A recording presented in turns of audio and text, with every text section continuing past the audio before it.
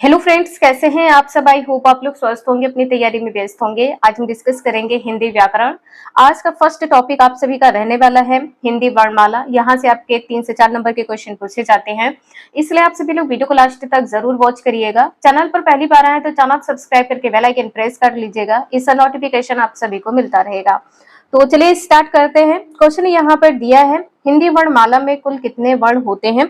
जैसा कि आप सभी को पता है कि 52 वर्ण होते हैं। हिंदी वर्णमाला में कुल वर्ण कितने होते हैं, तो 52 वर्ण होते हैं। डिटेल में यहाँ पर आप सभी को बताएंगे, इसलिए आप सभी लोग कंटिन्यूटी जरूर बना के रखिएगा। 12 वर्ण होते हैं और यदि आपसे स्वर की संख्या पूछी जाए कितनी है, तो 11 स्वर होते हैं। व्यंजन कितने होते हैं, कमेंट करके जरूर बताएं। तो व्यंजन की संख्या होती है 41। व्यंजन की संख्या कितनी होती है, 41 होती है। और जैसा कि आप लोगों को पता होगा कि जो मूल स्वर है इनकी संख्या 10 किसके अनुसार है।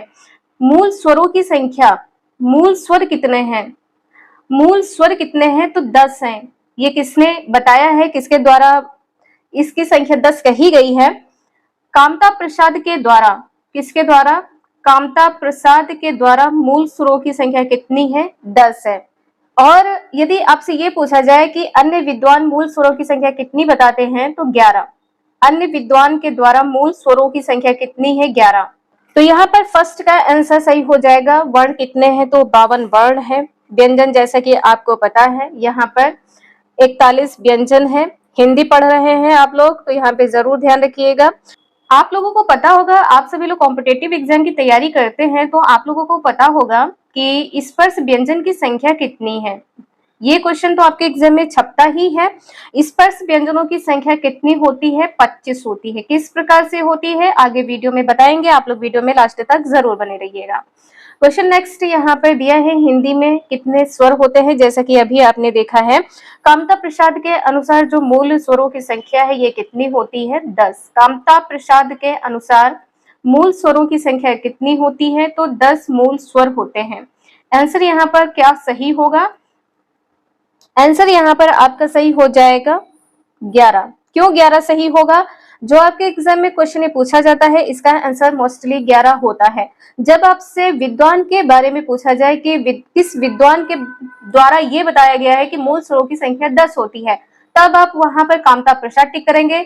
जो स्वर होते हैं इनको 3 प्रकार से अलग अलग तरीके से बताया गया है। कौन से 3 प्रकार हैं, तो यदि आपसे परंपरागत पूछा जाए, परंपरागत मूल स्वरों की संख्या कितनी है, परंपरागत रूप से मूल स्वरों की संख्या कितनी है, 13 है। और यदि आपसे उच्चारण की दृष्टि से पूछा जाए, उच्चारण की दृष्टि से मूल स्वरों की संख्या कितनी है, उच्चारण की दृष्टि से स्वर की संख्या कितनी है, तो यहाँ पर 10 हो जाएगा। उच्चारण की दृष्टि से पूछा जाए तो 10 होगी। लेकिन अगर आपसे लेखन की दृष्टि से पूछा जाए, लेखन की दृष्टि से यदि आपसे यहाँ पर स्वर की संख्या पूछी जाए तो 11 स्वर होंगे। तो ये 3 प्रकार से आपके एग्जाम में क्वेश्चन पूछा जा सकता है। तीनों प्रकार आपको बता दिए गए हैं, नोट डाउन करते रहिएगा। जितने भी इंपॉर्टेंट पॉइंट्स आप लोगों को लगे, जो आप लोगों को यहाँ पर बताया जाए, इन्हें जरूर नोट डाउन करते रहिएगा। डाउट हो किसी क्वेश्चन में तो आप लोग कमेंट करके क्वेश्चन नंबर जरूर मेंशन कर दीजिएगा। समझ में आ रहा हो तो प्लीज एक लाइक जरूर कर दीजिएगा। नेक्स्ट क्वेश्चन यहाँ पर दिया है, हिंदी में कितने व्यंजन होते हैं। अब यहाँ पर आपसे सिर्फ ये पूछा गया व्यंजन कितने होते हैं, तो मुख्य व्यंजन यदि पूछा जाए तो यहाँ पर 33 हो जाएगा। और यदि आपसे सिर्फ व्यंजन पूछा जाए तो कितने हो जाएंगे, व्यंजन की संख्या कितनी हो जाएगी, 41 होगी। किस प्रकार से होगी ये आप लोग वीडियो में जरूर बने रहिएगा। यहाँ पर 41 नहीं लिखा, 33 लिखा है, पहला आंसर सही होगा। अब यहाँ पे देखिए 41 किस प्रकार से होगा, तो देखिए जो मुख्य व्यंजन की संख्या होती है ये 41 होती है, जैसा कि आपको पता है। इसके बाद में इसमें 4 संयुक्त व्यंजन भी जुड़ जाते हैं, इसमें 4 संयुक्त व्यंजन जुड़ते हैं। संयुक्त व्यंजन ये 4 कौन से होते हैं, तो यहाँ पर छत्रंग्या, छत्रंग्या भी हो जाएगा। अब यहाँ पर ये हो गए संयुक्त व्यंजन, आपने देख लिया है। इसके बाद में यहाँ पर क्या होगा, तो अतिरिक्त व्यंजन भी होते हैं। अतिरिक्त व्यंजन, अतिरिक्त व्यंजन कौन कौन से हैं, अतिरिक्त व्यंजन है यहाँ पर डा और यहाँ पर ढा। इसमें बिंदु लगेगा, ये जरूर ध्यान रखिएगा। इस प्रकार से तो ये हो गए। वैसे यदि आपसे पूछा जाए कि इनको सबको मिलाकर, ये जितने वर्ण है इनको मिलाकर वर्ण की संख्या कितनी हो, व्यंजन की संख्या कितनी होगी, तो ये 39 हो जाएगी। संयुक्त व्यंजन और अतिरिक्त व्यंजन को मिलाकर कुल व्यंजनों की संख्या कितनी हो जाएगी, 39 हो जाएगी। अब यहाँ पर 41 किस प्रकार से होगी, ये जरूर देखिए।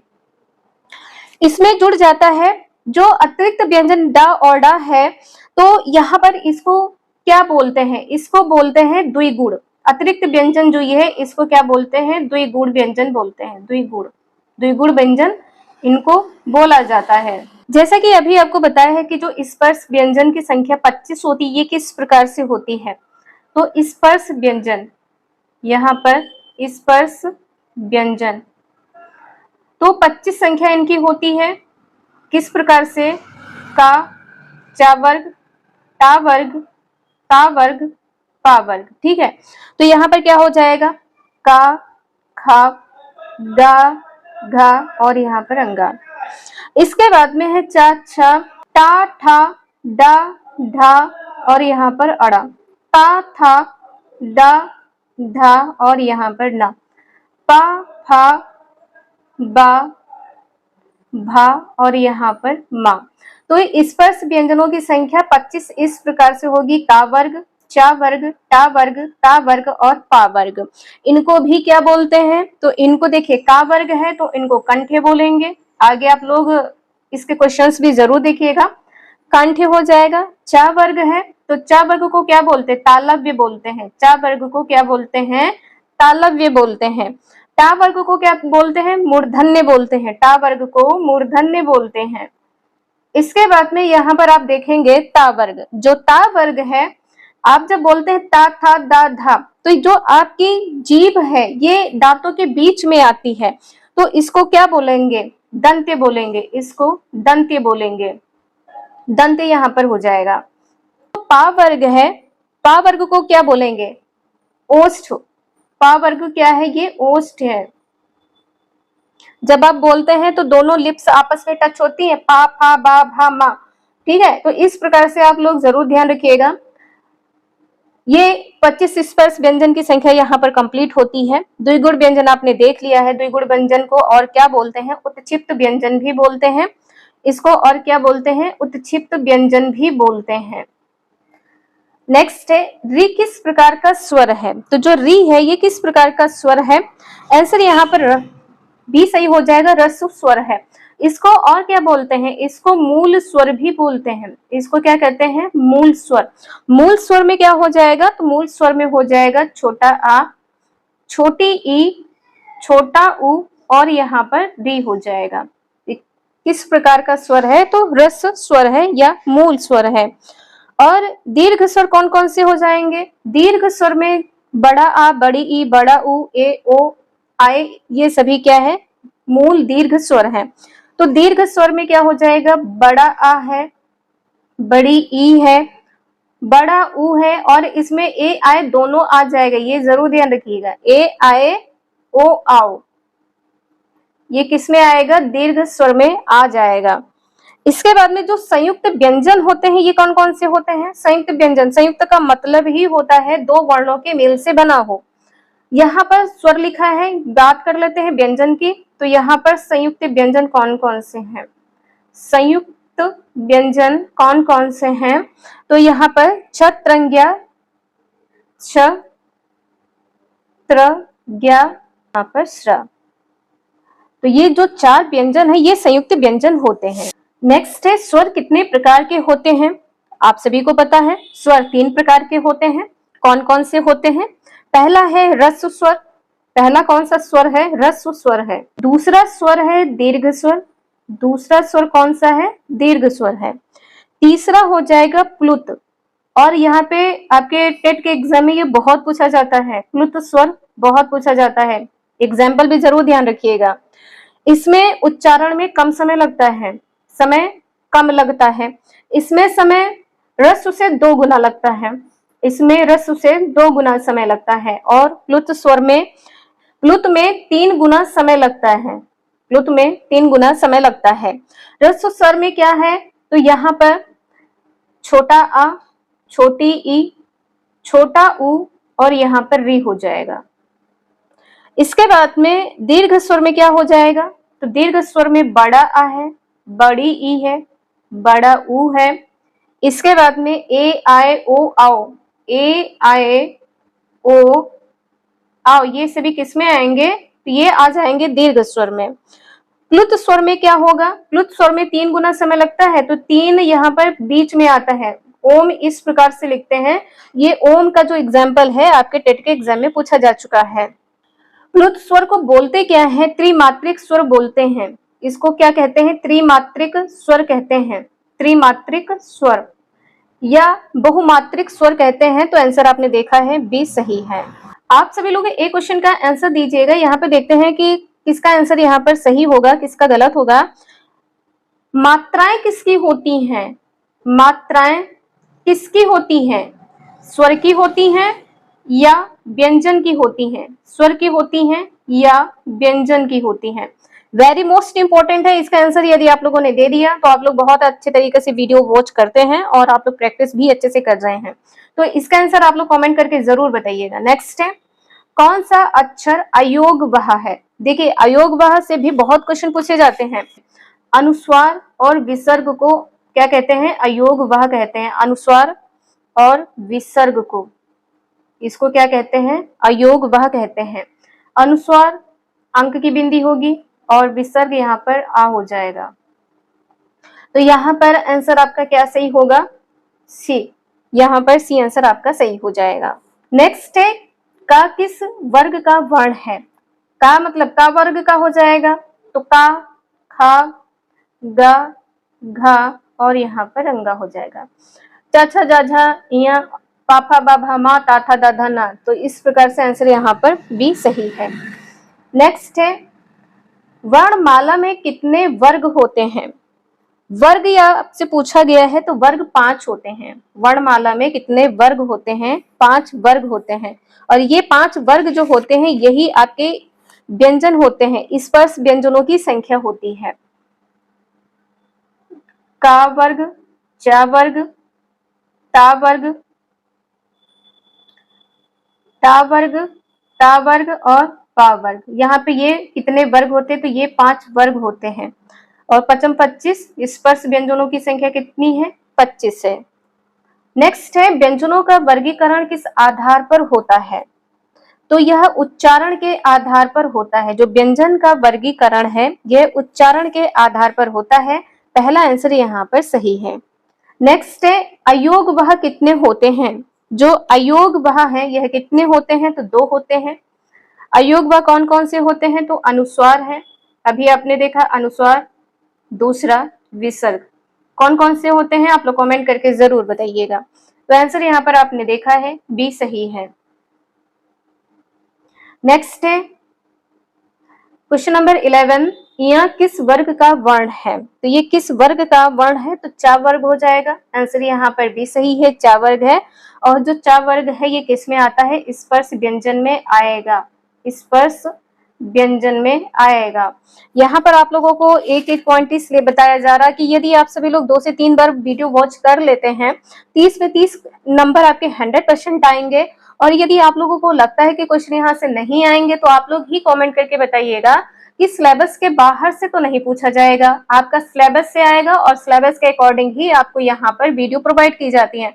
चाहे आप सभी की सीडीपी की हो, चाहे आपकी हिंदी की हो, चाहे आप सभी के एसएसटी हो, कोई भी सब्जेक्ट हो, आपके सिलेबस के अकॉर्डिंग ही आप सभी को क्लासेस यहाँ पर प्रोवाइड की जाती हैं। तो यहाँ इसके बाहर क्वेश्चंस नहीं पूछे जाएंगे, इसलिए आप लोग प्रैक्टिस जरूर करते रहिएगा। नेक्स्ट है, कंठ वर्ग कौन से हैं। कंठ आपको बताया है, कंठ में क्या हो जाएगा, का वर्ग हो जाएगा। कंठ में का वर्ग होगा कंठ। इसके बाद में तालव्य यहाँ पर हो जाएगा। चा वर्ग क्या है, ये तालव्य है, ये क्या हो जाएगा, तालव्य। कंठ तालु, ये क्या है, दंत है। कंठ तालु मूर्धा, मूर्धा या मूर्धन्य भी कह सकते हैं, मूर्धन्य। कंठ तालु मूर्धा या मूर्धन्य। इसके बाद में यदि ता है, ता में क्या हो जाएगा, दंते हो जाएगा। ता में क्या हो जाएगा, दंते हो जाएगा। और यहाँ पर पा है तो ये ओस्ट हो जाएगा। आप लोग बोलकर जरूर देखा करें, ये क्या हो जाएगा, ओस्ट हो जाएगा। तो आंसर यहाँ पर आपका पहला सही है। क्वेश्चन नंबर नेक्स्ट है, ओस्ट में क्या हो जाएगा, तो बोलकर देखिए, पाएगा, पा किस में आएगा, पा आ जाएगा ओस्ट वर्ण में, तो यहाँ पर आंसर सी सही हो जाएगा। का किस में आएगा, जब आप का बोलते हैं तो ये कंठ में आएगा, का किस में आएगा, कंठ में आएगा, कंठ में आ जाएगा। इसके बाद में जो ता वर्ग है ये किस में आएगा, ये मूर्धन्य है, ये मूर्धन्य वर्ण है। चा क्या है, तो ये तालव्य है, ये तालव्य। आंसर यहाँ पर सी सही है। क्वेश्चन नंबर नेक्स्ट है, सा का उच्चारण स्थान क्या है, सा का उच्चारण स्थान है ये क्या हो जाएगा, तो ये आएगा आपका उसमें व्यंजन में आ जाएगा। जो सा है ये किस में आ जाएगा, उसमें व्यंजन में आ जाएगा। व्यंजन यदि पूछा जाए तो उसमें होगा, उष्ण कहिए या उसमें व्यंजन कहिए, उसमें व्यंजन में आएगा। उसमें व्यंजन कितने होते हैं, तो ये 4 होते हैं, तीनों प्रकार के। ये सा हो जाएगा और इसके बाद में यहाँ पर हा हो जाएगा, शा सा शा हा। शा सा हा किस में आ जाएगा, उसमें व्यंजन में आ जाएगा। सा का उच्चारण स्थान यहाँ पर दंत्य हो जाएगा, सा। बी आंसर यहाँ पर सही है। नेक्स्ट है, हिंदी वर्णमाला में द्वित्व स्वर कितने हैं, तो 2 होते हैं। कौन कौन से, आए और अ होते हैं, ये 2 होते स्वर हैं। तो आंसर यहाँ पर आपका पहला सही हो जाएगा। व्यंजन यदि पूछे तो व्यंजन यहाँ पर कोई गिनती नहीं होती है, द्वित्व स्वर में, द्वित्व व्यंजन में कोई गिनती नहीं होती है।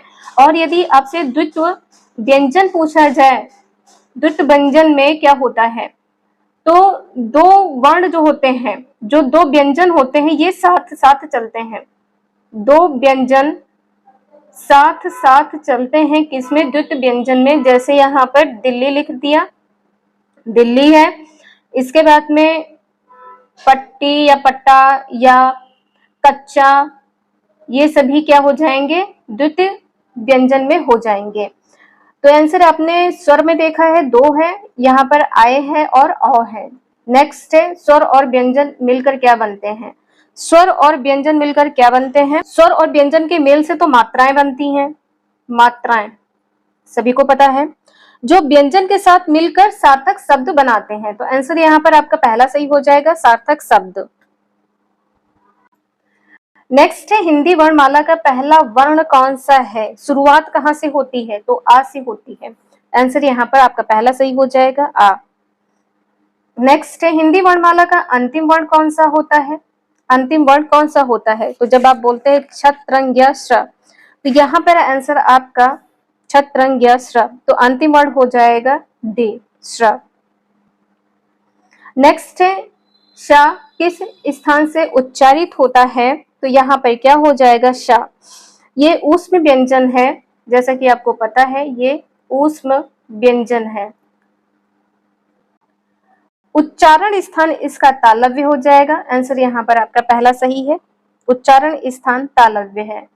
नेक्स्ट है, हिंदी में संयुक्ताक्षर कौन सा है, संयुक्त अक्षर पूछा गया है, तो यहाँ पर छ हो जाएगा। संयुक्त अक्षर और कौन कौन से होते हैं, छ, त्र, ज्ञ और श्र, ये सभी जो हैं संयुक्त व्यंजन कहलाते हैं। नेक्स्ट है, र का उच्चारण स्थान क्या है, या, रा, ला, वा, तो यहाँ पर क्या हो जाएगा, ये अंतस्थ व्यंजन होते हैं और अंतस्थ व्यंजन की संख्या कितनी होती है, 4। अंत्यस्थ व्यंजन की संख्या कितनी होती है, 4 होती। कौन कौन से, या है, रा है, ला है और वा है। तो आंसर यहाँ पर आपका क्या सही हो जाएगा, मूर्धन्य। बी आंसर यहाँ पर सही हो जाएगा। रा का जो उच्चारण स्थान है मूर्धन्य है। मूर्धन्य में और क्या आएगा, टाठा, डाढ़ा, अड़ा, रा और शा, ये सा भी इसमें आएगा, यह शा। नेक्स्ट है, वर्णमाला में कितने अर्ध स्वर हैं, जो अर्ध स्वर हैं इसकी संख्या कितनी है, 2 है। कौन कौन से, आधा या है, आधा वा है। नेक्स्ट है, स्वर किसे कहते हैं, तो यहाँ पर आंसर आपका पहला सही हो जाएगा, जो बिना किसी सहारे के उच्चारित हो। स्वर या वर्ण वे ध्वनियां होती हैं जिनका उच्चारण जो है ये स्वतंत्र रूप से होता है, बिना किसी वर्ण की सहायता के। नेक्स्ट है, व्यंजन किसको कहते हैं, उच्चारण की जिसमें सहायता हो, जो स्वर के सहारे उच्चारित हो। आंसर यहाँ पर आपका बी सही हो जाएगा। नेक्स्ट है हा का उच्चारण स्थान क्या है? तो हा का उच्चारण स्थान यहाँ पर कंठे हो जाएगा। पहला आंसर यहाँ पर सही है। वीडियो यूजफुल लगे तो प्लीज आप सभी लोग video like share and subscribe जरूर कर दीजिएगा और आप सभी लोग कमेंट करके बताइएगा कि आप सभी लोग UP TET, C TET, super TET कौन से एग्जाम की तैयारी कर रहे हैं, जिससे आप सभी के लिए कंटेंट बहुत ही अच्छे तरीके से रेडी किया जा सके। वीडियो यूजफुल लगे तो लाइक शेयर एंड सब्सक्राइब जरूर करें। Thank you for watching this video.